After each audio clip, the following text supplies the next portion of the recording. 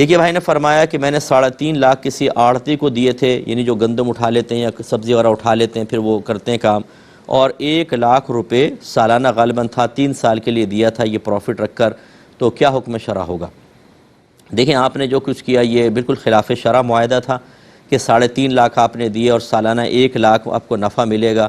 اگر آپ نے کسی کاروبار میں انویسٹ کرنا ہو تو جو پروفٹ ہوتا ہے وہ فکس رقم میں نہیں ہونا چاہیے، یہ پرسنٹ میں ہونا چاہیے کہ جو آپ اس سے نفع کمائیں گے اس نفع کا 50% آپ کا 50% میرا، اس طرح ہو سکتا ہے۔ لیکن چونکہ آپ نے 1 لاکھ روپے فکس رقم کر دی تو اس میں معنوی لحاظ سے سود پیدا ہوا، یہ دونوں آپ گناہ گار ہوئے۔ اس معاہدے کو ختم کریں، آپ نے جو نفع لیا تھا بغیر ثواب کی نیت کو اس کو صدقہ کر دیں اور دوبارہ آپ ری ایگریمنٹ کریں، دوبارہ ایگریمنٹ کریں گے تو انشاءاللہ بہتر ہوگا۔ یہ اور پھر کچھ